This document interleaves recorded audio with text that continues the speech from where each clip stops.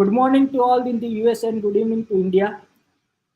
Welcome you all to connect for a cause with Eyes Open International, Luxor Trust, and Collaborative to End Human Trafficking.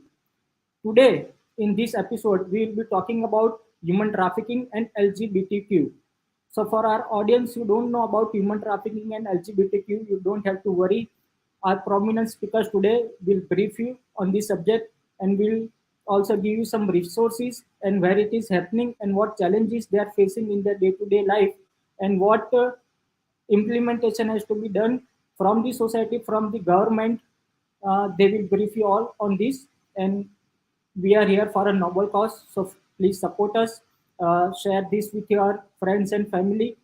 Hope you can able to save them, educate them, and empower them. So our first guest for today is Honorable Christy Monse.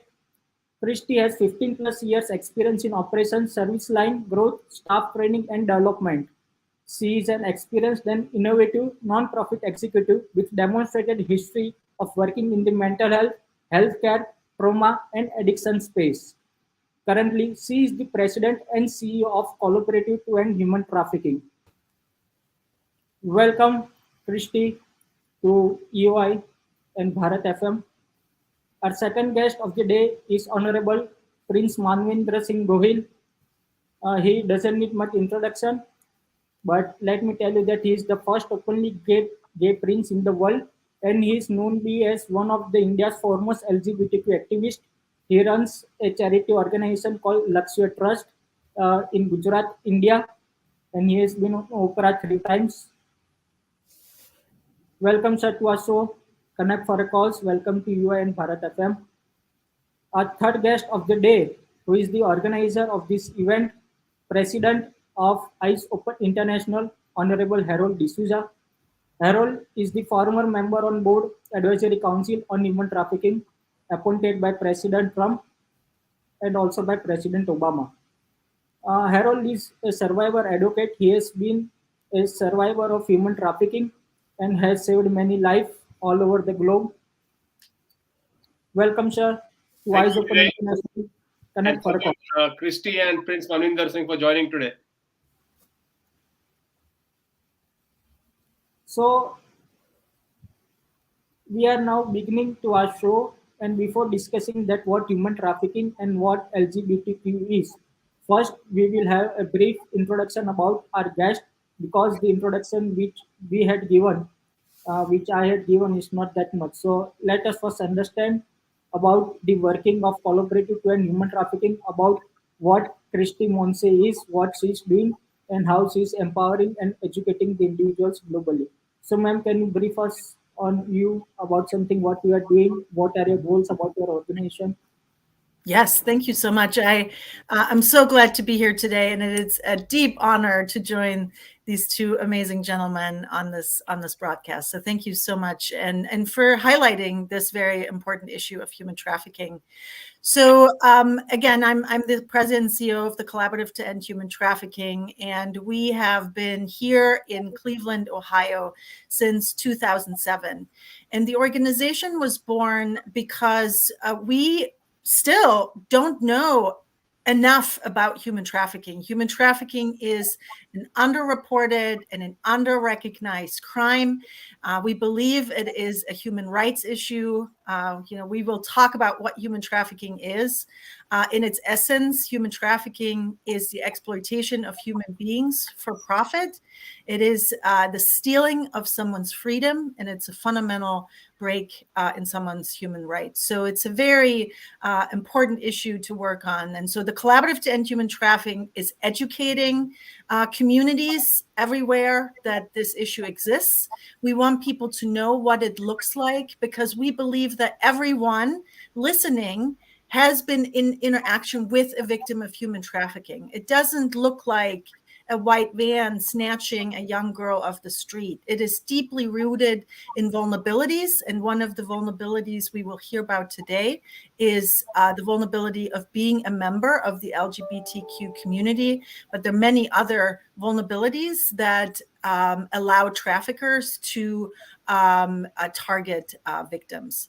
So the Collaborative to End Human Trafficking makes those connections for people. We educate. We're here to provide best practices. We work with a lot of different industries, the hotel industry, the medical industry, because those are industries that interface with victims of human trafficking, and we want them to be equipped to recognize it and then to support victims. We're also the backbone organization for a very large coalition, a group of providers and systems coming together to create a true community-wide model that can provide a safety net for survivors of human trafficking, but also create systemic solutions to prevent human trafficking from happening. Great, ma'am. So, can I know that what made you inspired to join this human trafficking field? Also, when I look at your profile, since 2 decades you are working with mental health, healthcare, trauma, with the private and government organization. So, what made you inspired to work in this uh, selfless field, serving the society? So, what inspired me is I am a social worker by training, and I see the suffering that happens over decades to individuals who are trafficked or traumatized. I have my roots in the trauma work. I started as a young clinician in the interpersonal violence field. So I worked with lots of women that had domestic violence and rape and sexual abuse, child abuse, and human trafficking showed up in that space. I can tell you one of my very first human trafficking clients that I served at the Rape Crisis Center, I did not know that she was trafficked. She would come back to the center and she would share with me that she was re-victimized over and over again. And I did not have the tools. I didn't have the knowledge that what was happening to her was trafficking. So that is a deep seated, desire to not miss human trafficking, to have clinicians, doctors recognize it, because once we recognize it and we can intervene, we can help someone on a different path, and we can heal that trauma. And that's what my passion is in this work. That's really awesome, ma'am. So we'll come back to you now. My question is to Mr. Harold D'Souza. So, sir, uh, what made you plan this event, this series of events to promote, encourage human trafficking? Also, we know about your story that we won't share much with our audience now because we know that a 3 hours movie is coming on you.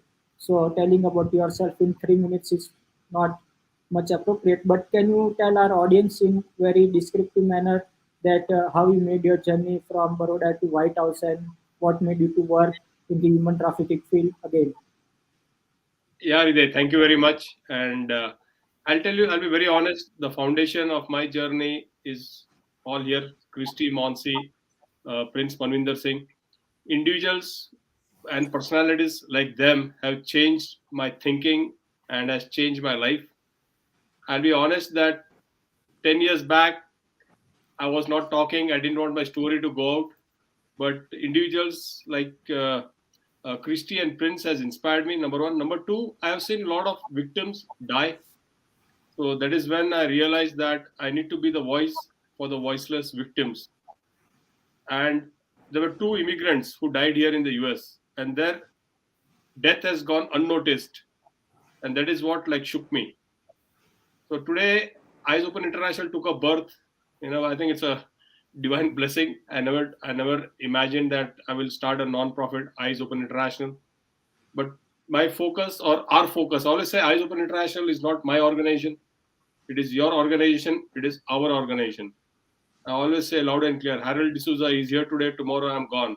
But Eyes Open International will continue lifelong and forever, like collaborative to end human trafficking, right? Lakshay Trust.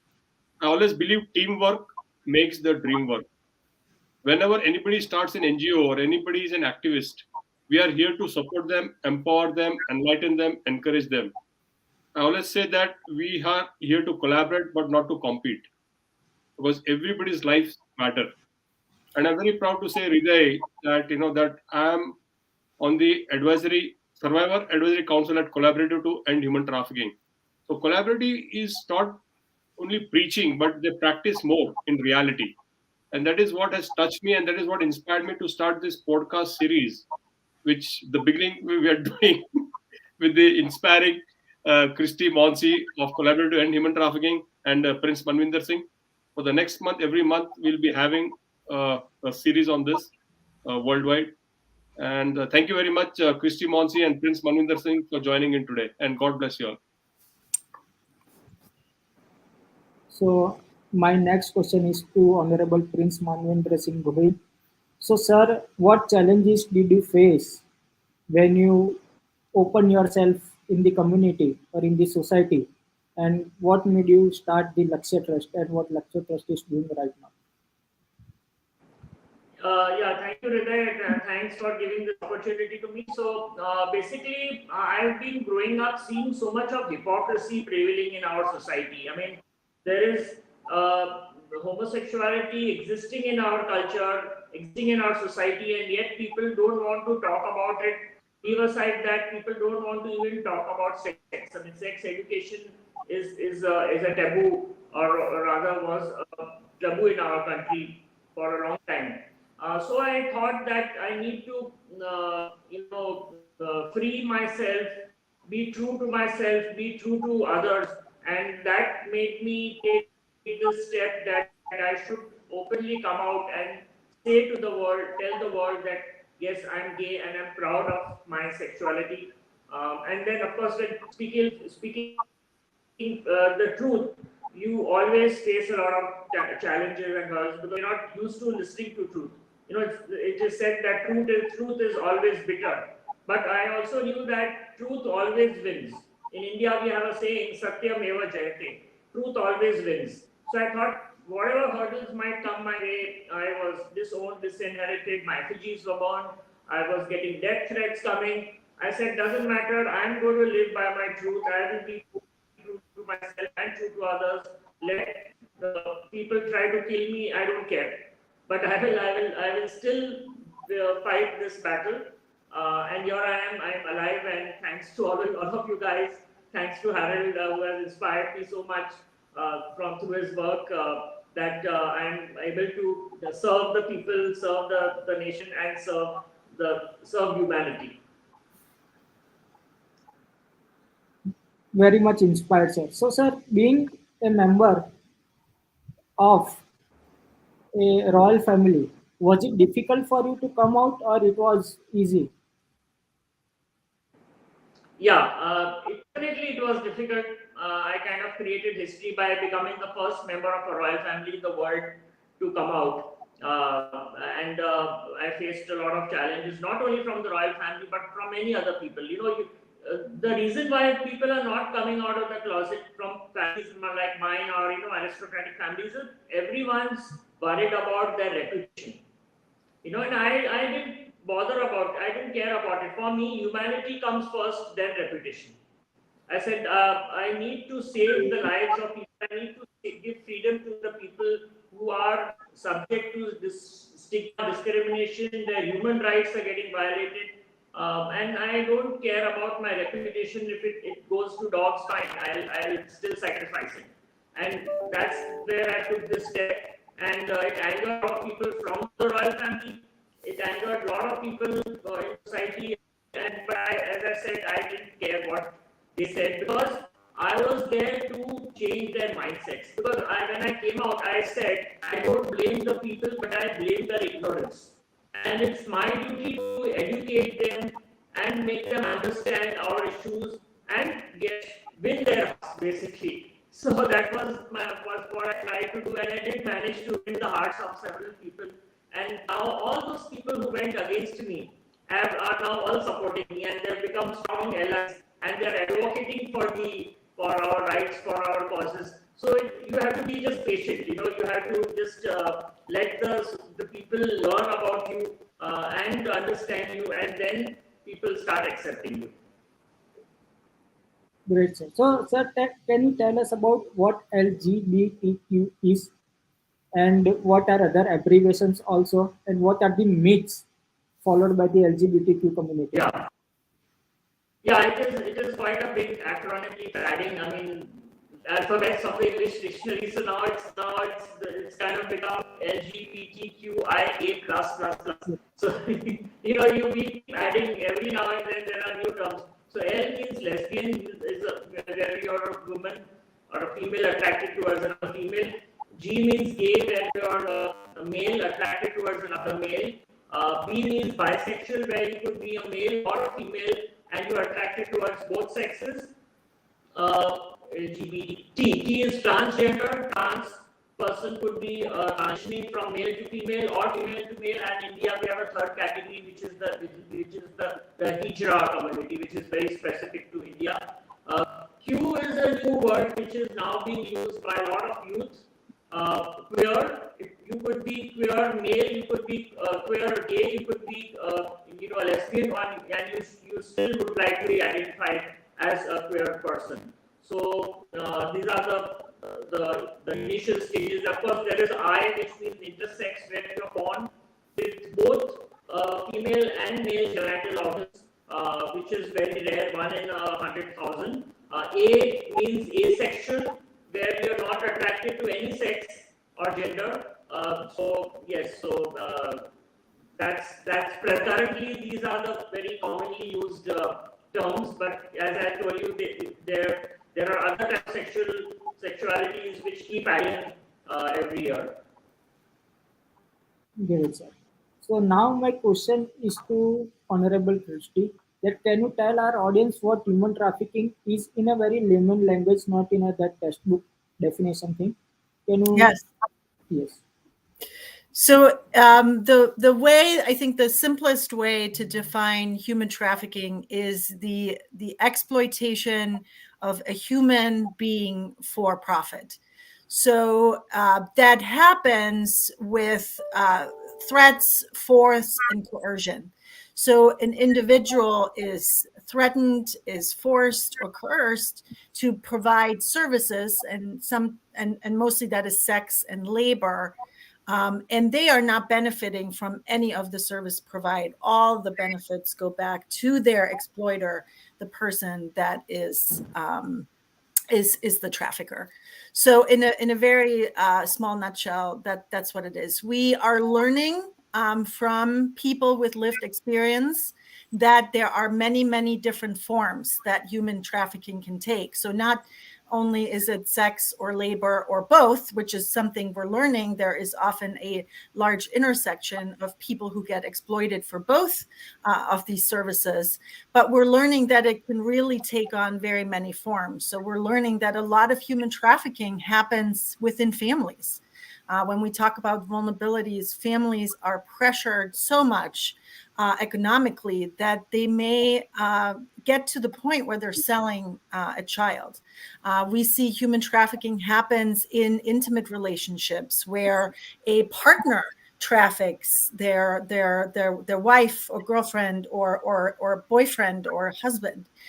We see human trafficking happen in really large gang sort of settings, for example, or very large cartel kind of ways. So it can become a billion-dollar industry business. So it can take on very many different forms. And as I said, we're really learning and are so grateful for people with lived experience to share what has happened to them or is happening to them, because it is such a hard thing to talk about. And people who are in trafficking situations, because they're coerced and threatened, are truly trauma bonded to their traffickers. So it's very complicated and very difficult to leave that situation, but we're really grateful. And so at the collaborative, we do have a survivor advisory council, which Harold is a part of.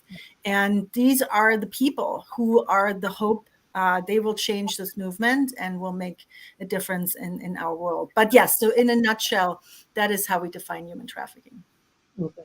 So my now question is to both Christy and Honorable Harold D'Souza. So first I would like to ask Christy, and I would like Honorable Harold D'Souza to add into it, that seeing the trends nowadays, especially from India, because I am the regional director of India, so I'm talking about India. that nowadays people are willing to traffic or migrate themselves to another developed countries such as Canada, USA.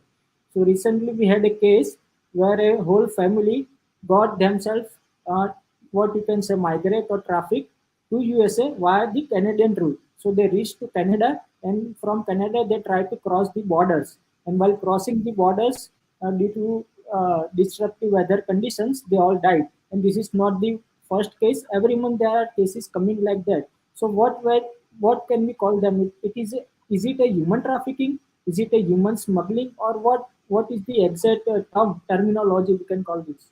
Mm-hmm. Yeah, that's a very complex question, a very good question, right? What is the difference between human trafficking and human smuggling?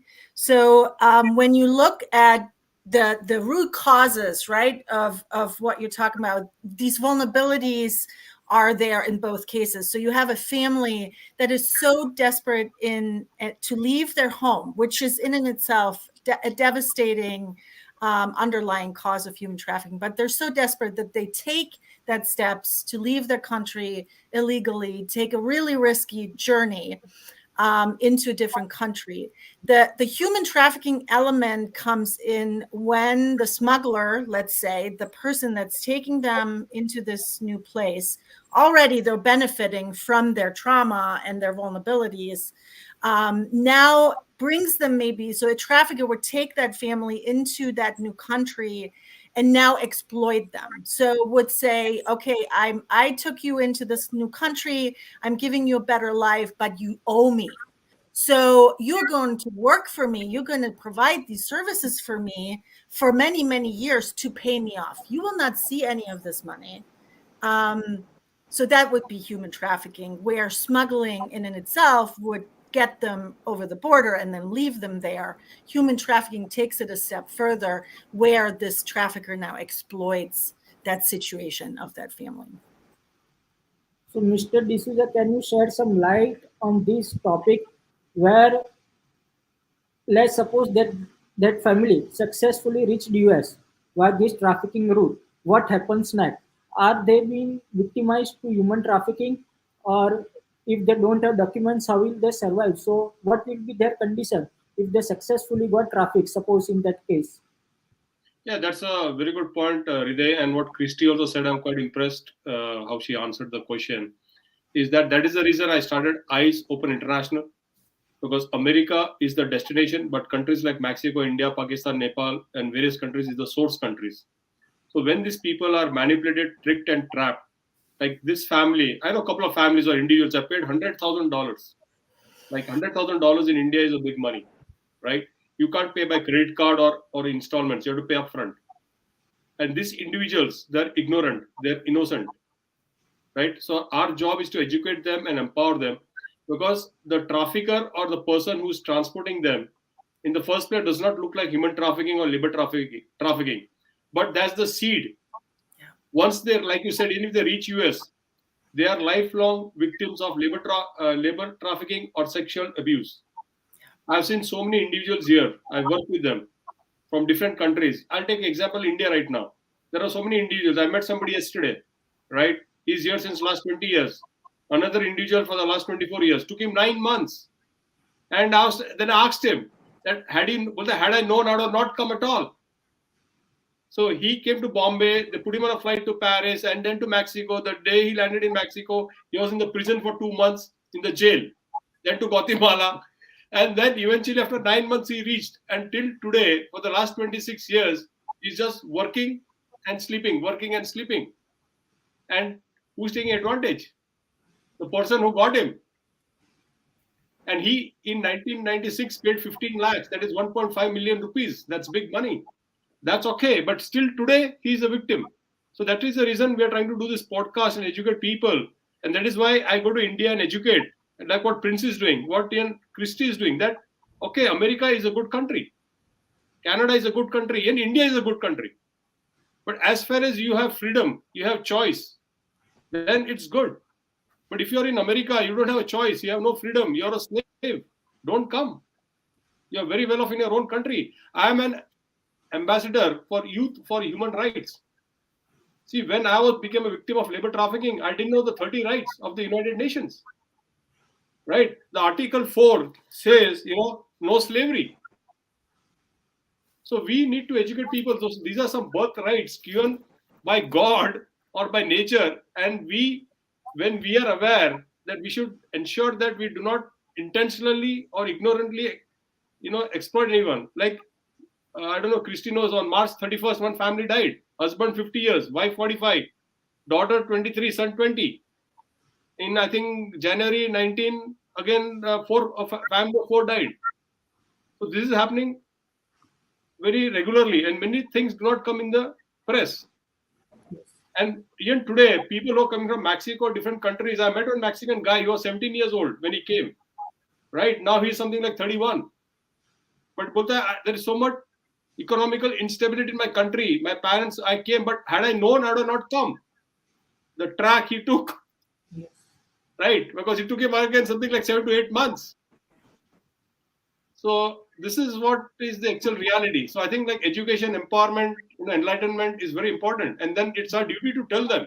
But then still people do it, then it is their choice. But I would still recommend, no, don't do it.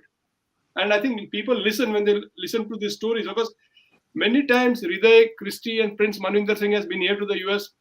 We do not share the reality of US. Here we have an American lady, Christy Monsey, who is a president and CEO of a company, right?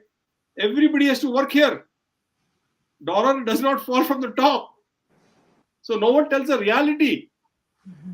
Like in India, at least you get some help, like a housemaid will come and clean your house. Here you do everything yourself. I'm sure Christy Monsey will share. I wanted to talk about her personal life. Like who does the laundry? Who does the cleaning? See? Yeah, people think that, oh, somebody is there. Money just falls. Thank you. Yes, sir. Yes, please. Can I share something Yes, sir, related to definitely. this? Yes, definitely.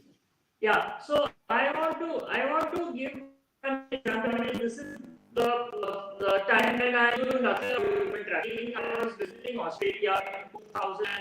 I was in Sydney, and I met the mayor. I met the Indian ambassador.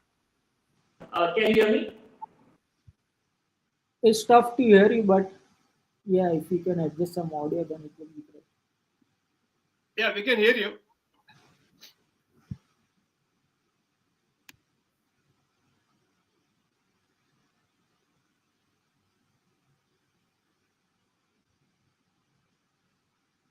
Maybe Christy can continue till he joins back.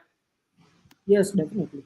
So here's a question from Michael Dykers. So let's come to this topic now. So for human trafficking nowadays, especially after the COVID, the trend is for recruiting victims of human trafficking. People are now recruiting them through social media. So the new term for them is called maybe cyber trafficking.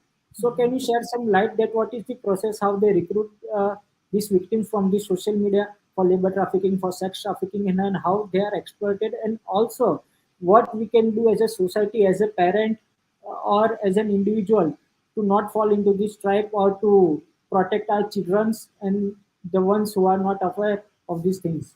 Mm-hmm. Yeah, it is a very, very good question. And unfortunately, due to the pandemic, we have seen a very large increase in cyber trafficking and online enticement. The world shut down and children were on their screens.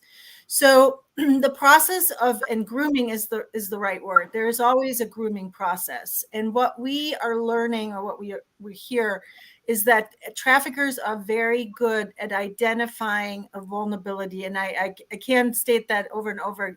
This is all about vulnerabilities, and traffickers are very good at identifying those.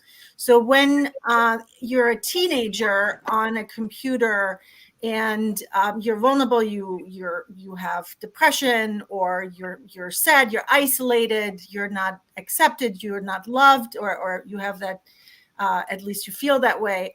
A trafficker can sense that, right, and will go right to that vulnerability. So they will give that person what they're looking for, they start chatting with them in game rooms or over all the other apps, and they will start building a relationship. I can take care of you. I can love you. I think you're great. You could be a model, right? We hear that a lot of young women who aspire to get into the model or TV industry, right? You can do that. You're so pretty. You're so beautiful. And that relationship builds, right? And at some point, maybe nude pictures are exchanged that are then exploited, or online connections are made. And again, so then that exploitation starts, where the trafficker says, well, I give you all this. I love you. I may send you money. I'm taking care of you. Now I need you to do something for me, right? And then it heads into that position where the trafficker is financially benefiting from this situation, and the survivors in that predicament. And so when you think about the coercion and threat and control, often that comes in by let's say, an individual has nude pictures or nude footage of a teenager, to say, if you tell anyone what's going on here, I'm going to share this with your school, or I'm going to send this to your parents. Or the threat could be, if you say anything about it, I'm going to hurt your little sister. I know where your little brother goes to school. I'm going to hurt them. So you can't say anything. So you see, it's that control mechanism that comes into place that will not allow the survivor or the victim to speak up. So that's sort of how that develops. And I think what we can do as adults to help our children is always keep open communication, pay really close attention to what is happening. We often see in victims where their demeanor changes, their behaviors change. Maybe someone who's already spending a lot of time in their room on their computer, now we don't see them at all anymore. They don't come to meals. So paying attention and consistently talking about, keeping open door, telling a teenager that you can tell me anything. We can solve any problem together. I love you. I support you. So it's really about paying attention and being there and support that person. That's a very great knowledge. So hope our audience will understand it and can save their children, and also they themselves don't fall into this trap nowadays, which is on the social media. So Michael here asked that how are you leveraging social media to draw more attention to your work, as you have seen a lot of stories on TikTok about human trafficking. So is collaborative or EOI on TikTok? Because in India TikTok is banned. The way we leverage is it as a great education tool. Opportunities like this to connect people to our information. We try to put out a lot of educational materials on our social media for many different audiences, adults, younger people. But primarily, really, it's about education, shifting people's perception of what human trafficking is. We also leverage social media to reach potential survivors. So we want people to know that there are resources out there. If someone is a survivor of human trafficking and needs a hotline number or housing, we reshare that material to make sure that anyone who potentially is affected by it knows what to do and how to reach out for help. So how one can contact Collaborative to End Human Trafficking for any help if needed? The best way to contact us is through our website. It's www.collab2endht.org. Our website has all of our staff members. It has an interactive resource map of all the resources surrounding human trafficking in our community. So with the click of a finger, you can get housing resources, mental health resources, substance abuse resources. You can contact us for programming. So we have a programming request. Many people contact us because they want to bring this information into their school or their church or their PTA, right? There's many different forums. So we're always ready to come to your institution, share this information with you, and help you change your institution to be better equipped to support survivors. No, sir. So Prince is here with us. Let's check if his connection is all right.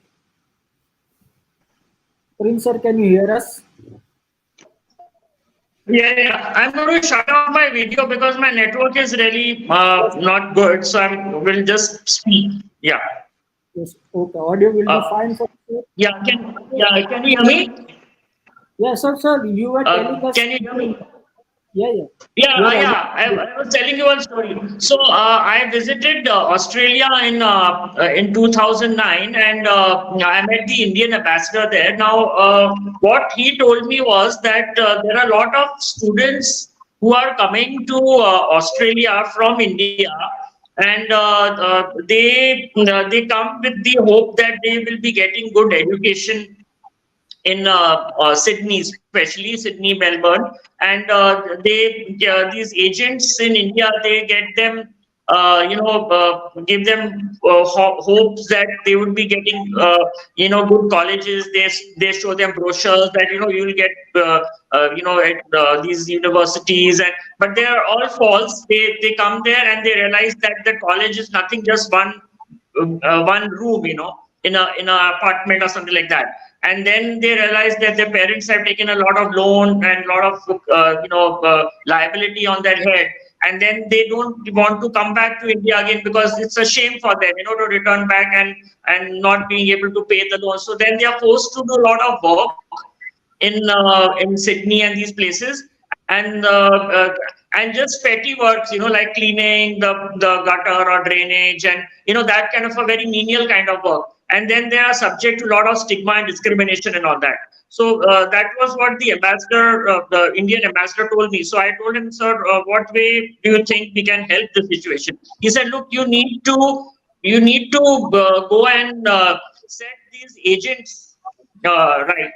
They are the ones who are getting these people into giving them false hopes and promises and getting them into the country, and then when they come here, then they are subject to all kinds of violence and discrimination, and some of them are even have been beaten up, and that kind of things happening. So I would like to know from Christy and Harold that uh, what kind of what would this be termed as? I mean, in your language, what kind of a situation is this?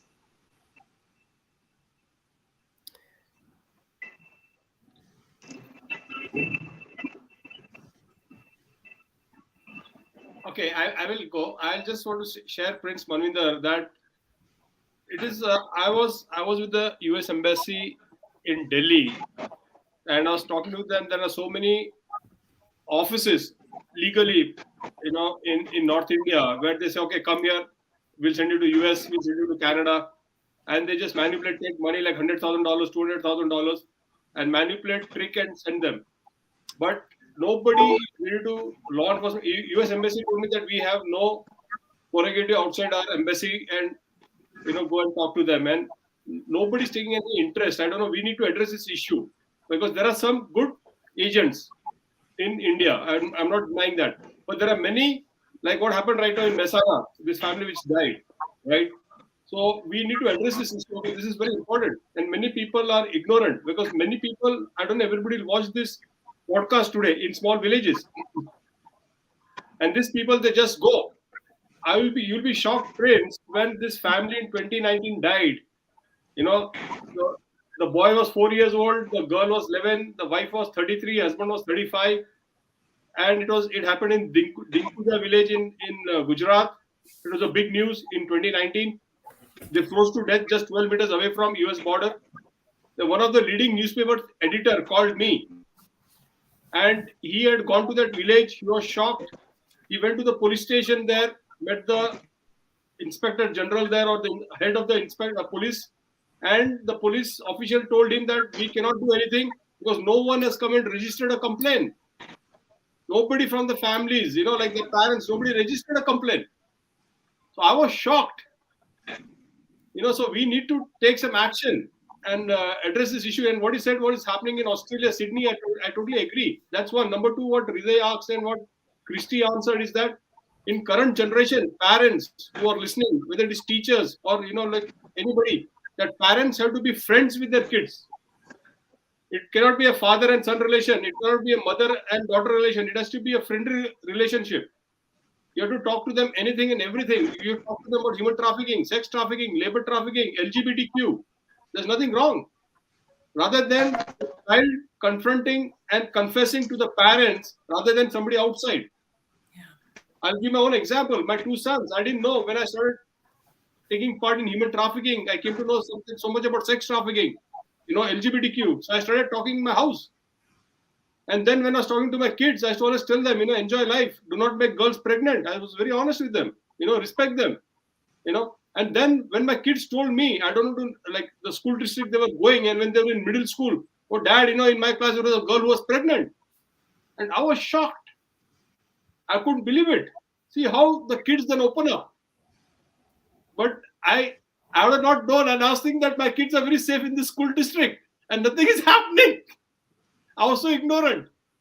So I just want to tell parents that kids know more than you and me. We just need to start a conversation with them in a very friendly way, not in a very pessimistic way where they'll not open up, but talk, and then they'll tell you. So then you don't say, oh no, just so then you can navigate them. The kids are very innocent. They do not know what is right and wrong. Like what Christy said, the person will say, I love you, I'll take care of you. And you need to expert them so they don't see the end. And that is what happens, Prince, you said about this, of the Australia stuff. The kids go. And I agree with you. They get stuck because they know the vulnerability of their parents. They've taken so much bank loan. And that is what is happening also in the US. Yeah, thank you. So my next question is to Prince Manvendra Singh Gohil. So, sir, talking about parents, I know you are not a biological father of any, but you have many children who come to your shelter homes.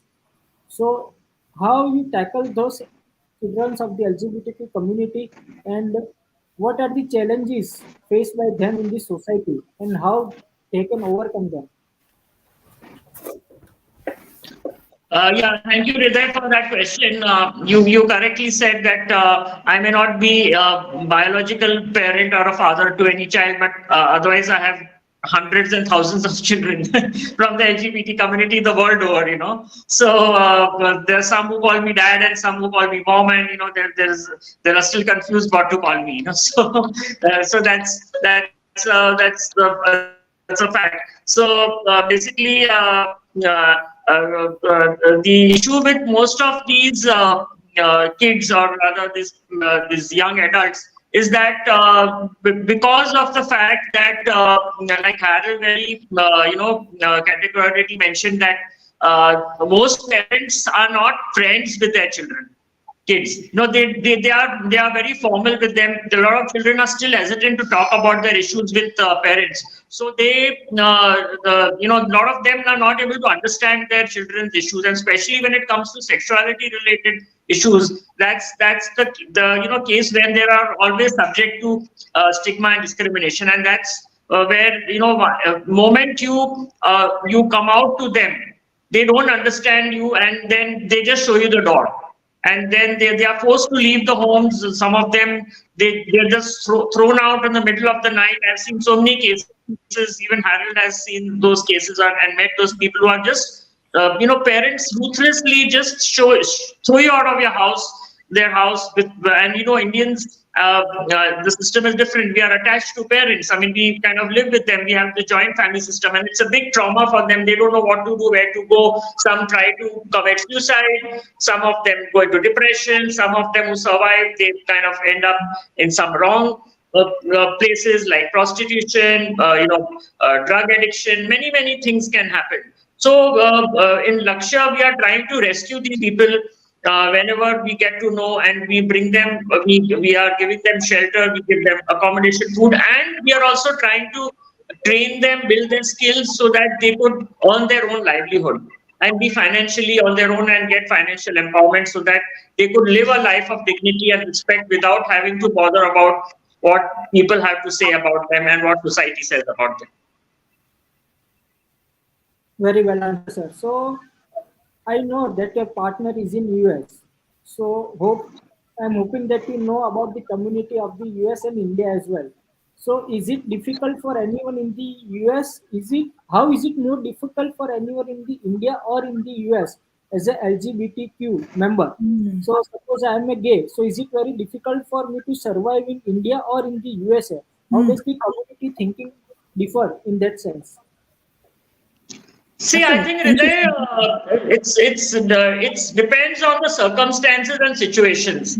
I won't say it is difficult or is it easy to live in that particular geographical area, but I think each geographical part of this world has its own cultural issues, and we have to respect that, and we have to know the pros and cons both, and learn from each other. So, like I guess, of course, I'm married to an American. I've lived in US also with him for a considerable time. I've known what are the issues in US, and I know what are the issues in India. Now, for example, in India, we are still battling for same-sex marriage, whereas US has been given that marriage equality.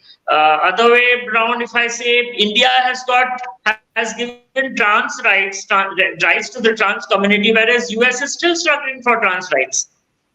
So we have got battles to be won in each other, and I think we need to learn from each other's success stories.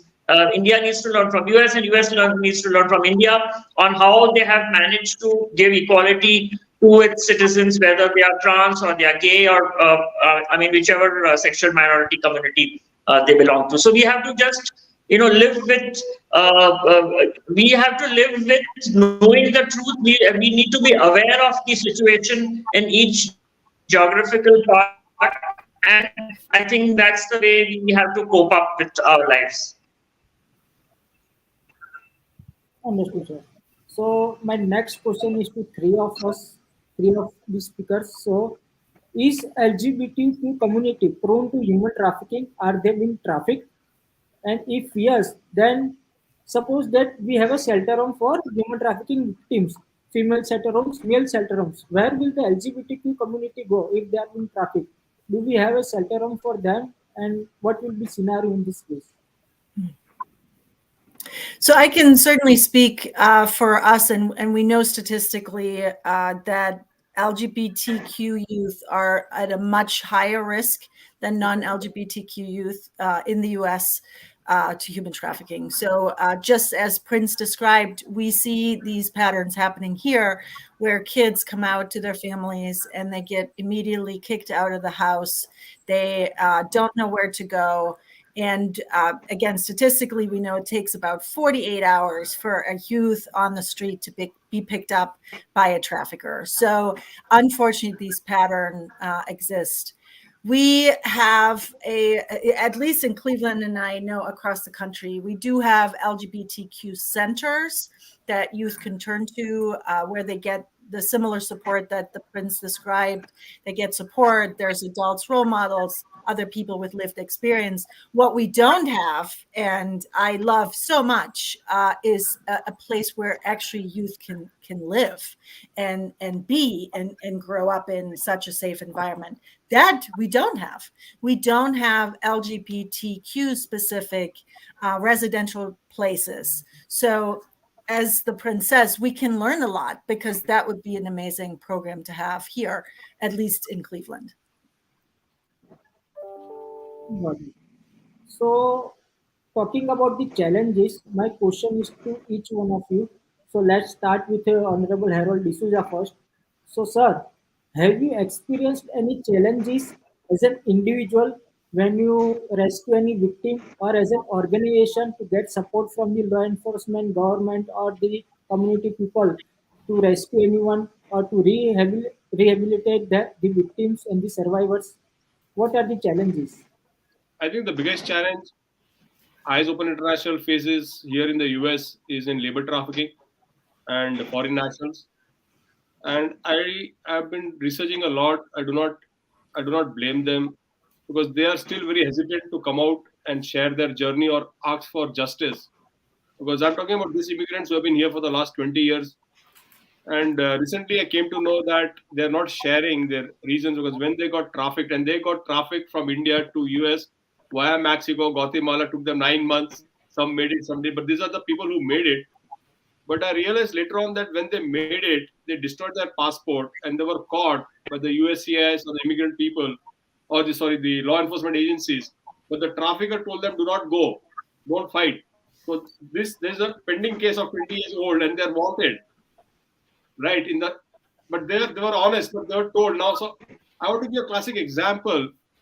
Is that one person of this type, immigrant from India, he had come, and so there was something that he didn't report, or he didn't go to the court for his passport. He got married to an American lady. Everything was perfect. He went for his green card or permanent residency card, and while doing the interview there and there, he was handcuffed and jailed. And I was shocked, and that was the thing, that because he was wanted because there was some crime which was, many times they were forced to do something, documentation. And right now he was deported back to India. Again from India didn't accept him. They sent him back to the US. He was in the prison for 1 year, and again he's sent back to India. So he's back in India, but his life is totally destroyed. So there are a lot of hidden factors. What I'm trying to say, they're innocent, but they're not. They're very scared. I was so scared when my case was such an open and shut case. So they see all these cases, so they're very scared. And I'm trying to work out, right? Like I'm with Collaborative and Human Trafficking. I'm with the Attorney General. Like, get one case and in such a way and try to resolve it, that can we expunge them for these felonies because they're innocent. But I'm working on that. So it is a very, very delicate issue. And that is one of the biggest challenges I face, because today, being honest, like I've got so much resources available, like Christy Monsi is here. So if I have any case, I know that there are people who will just help me. If I'm convinced with the victim, and I'll just call up Christy, and I know that they will get help if somebody's in that area and in the US. So that way, we are very well equipped, Hriday. Thank you. So, ma'am, can you tell us about the challenges faced by you as an individual or your organization in rescuing or educating, creating awareness, or rehabilitating the victims of human trafficking?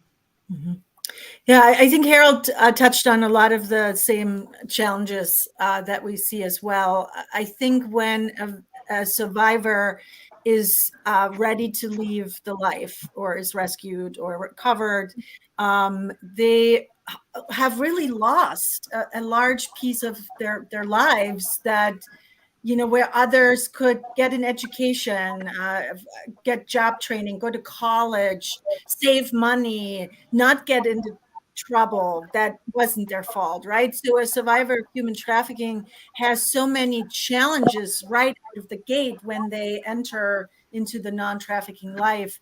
So the services, the wraparound services, the need is large. So it one takes really skilled people that support them and understand the unique challenges. We need to have standardized,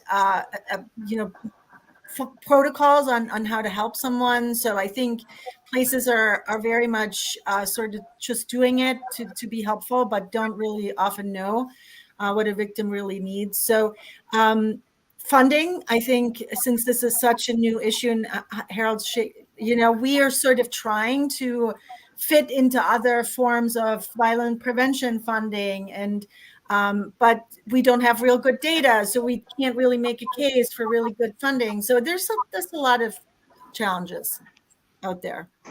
Yes, we can understand that. Yes, surely. So my next question is to Prince, that sir, what challenges as an individual or your organization is facing in providing these shelter homes to the LGBTQ community, fighting the legal cases and other? I think one of the biggest challenges we have had is facing the parents. Many times the parents keep come searching for the children, and then they file police. I mean, imagine parents have filed police complaints against me also, and for what? For human trafficking. Just imagine, they file that I'm going to traffic them to, kidnap their children, and I'm going to traffic them to foreign countries, and sex, slave. Yes. Harold has seen one case which happened of this sort in India, and so the parents are, during that time, they in the emotional stage, they threw out their parents, but then they, their children, and then they realize that they made a mistake, and then they come searching for them again. So, am I audible? Yeah, completely audible. Yeah. Okay. So yeah, that's one of the big challenge, and otherwise, like we definitely need to see how we could employ them, give them gainful employment, which we are trying to overcome by talking to corporates. Fortunately, the Shell gas station in our area has employed quite a few of them. The hospitality industry is trying to employ them. So we are trying to overcome those challenges of trying to get them employed so that they could be self-employed, or they could live financially independent. So, if anyone wants to contact you, how they can contact you or your organization? My organization could be contacted through my website www.lakshya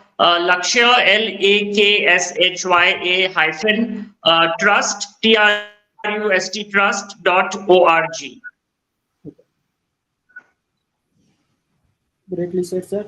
So now my next question is to all of you that before winding up this session, do you think that we are lacking in any of the topic which we would have addressed today, like the challenges, what is human trafficking, what where we are lacking as a community, how we can help them? Any another topic which we want to discuss here and want to educate our audience today? Are we missing on something? As you all are the subject matter experts. I always say that, awareness and education is the very first step. So thank you to all the listeners for giving yourself that time today and learning. Once you have this knowledge and this education on human trafficking, I think you can't unsee it. And so we believe everyone has a role to play in helping us eradicate this horrific challenge in our community. So thank you for this opportunity. And I think you've done a wonderful job with all of your questions and covered the topic very thoroughly. Thank you. So, Errol sir, any last message to our audience? Yeah, I would always say that first, love yourself, love your family. And then once you have that unity in your own family, try to support your community members, your neighbors. If you're walking on the street, you see somebody who is hungry, give him some food, We can always afford to give our we can always share our food. And I just want to end on one note is that, if you or anyone you suspect is a victim of labor exploitation, sexual abuse, or LGBTQ harassment in the United States of America, please dial 1-888-373-7888. And I always request all my viewers and friends to save this number on your cell phone. And I would, in the end, just request Hriday to share your Indian hotline number. Thank you. Definitely. So since Prince has some network connection, I would add something on his behalf. Prince sir is here. So sir, any last message to our audience?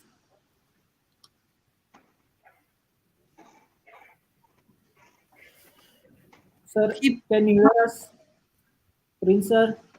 Yeah. Sorry, my network is acting really crazy today. Yeah, can you repeat the question? Sir, any last message for our audience? Yes, I would definitely like to tell the audience that please be aware of the issues which are faced by the people who are trafficked or who are subject to human bondage, slavery, and also issues of the LGBT community. Please do not judge people and try to get into the shoes of the people like the community who has been trafficked or the LGBT community. Try to understand them before making any judgment. Very well answered, sir. So hope our audience would be educated today and they will share us as much as possible. And here is the contact detail. If anyone in India wants to contact, if you are a victim of human trafficking or if you are facing any LGBTQ problem, then you can contact Lakshya Trust or Eyes Open International. You can contact at hriday@eyesopeninternational.org or at +917-990-262632. You can go to Eyes Open International website and you can get our email addresses over there. We have all the resources such as the hotline number in India, hotline number of US, Canada, and everything. Also on the collaborative to and human trafficking website, there are all the resources available. So please help yourself and your friends and family members. So see you soon again next month with some another wonderful guest. Thank you all. Thank you. Thank you very much.